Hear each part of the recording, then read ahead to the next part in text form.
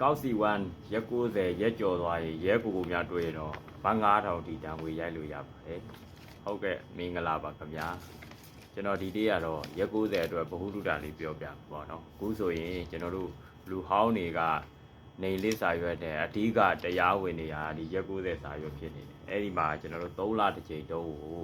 လက်ရှိအထိတော့ကျွန်တော်ပုံမှန်ထူနေရပါတယ်ဗျာဗီဇာဖွင့်မဲ့ရက်တွေကတော့ဒီနေ့လည်းအင်္ဂါနေ့ဆိုတော့သူတို့ထပ်ပြီးတော့အစည်းအဝေးတွေနားထောင်အောင်ပါပေါ့နော်မြန်မြန်ဖွင့်ပါသေးပဲဆူတောင်းပေးရမှာပေါ့အဲ့တော့ကျွန်တော်ဒီနေ့ရက်90အတွက်ပြောပြပေးမယ်နောက်လူဟောင်းတွေတဲ့လူဟောင်းတွေဗီဇာထည့်ထားတဲ့လူတွေရှိရပေါ့နော်ဗတ်သမားတွေအဲ့ဒီလူတွေကကျွန်တော်တို့အခုဆိုရင်ဗီဇာထည့်ထားတာဒီမှာစာရွက်လို့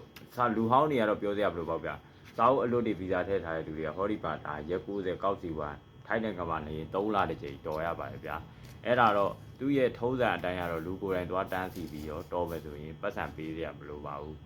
ဒါပေမဲ့ကျွန်တော်တို့ကလူကိုယ်တိုင်မသွားကြဘူးဆိုရင်အကျိုးဆောင်တွေနဲ့လုပ်လို့ရပါတယ်အဲ့ဒါတော့သူတို့အစားအစာရှိတာပေါ့နော်3လကိုအမှန်တော့ရက်90ဆိုတာတော့ဧည့်ရင်းစာရွယ်ပေါ့နော်ဧည့်ရင်းတိုင်ရတာပေါ့ဒီလူကဒီထိုင်းနိုင်ငံထဲမှာရှိတယ်ဆိုတဲ့အကြောင်းကိုကျွန်တော်တို့ကသွားပြီးတော့မျက်စိသွားပြီးစကင်ဖတ်တဲ့ပုံစံပေါ့နော်အဲ့ဒီမှာအလီမသွားတာလူကိုယ်တိုင်မတော်ကျင်တဲ့လူကကျွန်တော်တို့အကျိုးဆောင်တွေနဲ့လုပ်လို့ရပါတယ်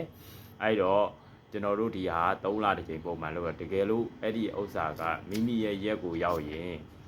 9ရက်အလိုတော်လို့ရပါတယ်9ရက်ကျော်လို့ရပါတယ်9ရက်ကျော်ခဲ့ရင်တော့ဒဏ်ကြီး2000ဒီလိုထိပါတယ်ဗျာနော်ဒါတော့မောင်းရုံပါပေါ့နော်တကယ်လို့အပြင်မှာရဲကိုကိုများတွေ့ရင်တော့ဘာ9000ဒီကျွန်တော်တို့တန်ဝေရိုက်လို့ရပါတယ်အဲ့ဒါလေးကိုဘုရုဒ္ဓအပြေပြောပြပေးတာပါကျွန်တော်ဘဝင်းပါဗျာအားလုံးနှလုံးစိတ်ဝမ်းအေးချမ်းကြပါစေ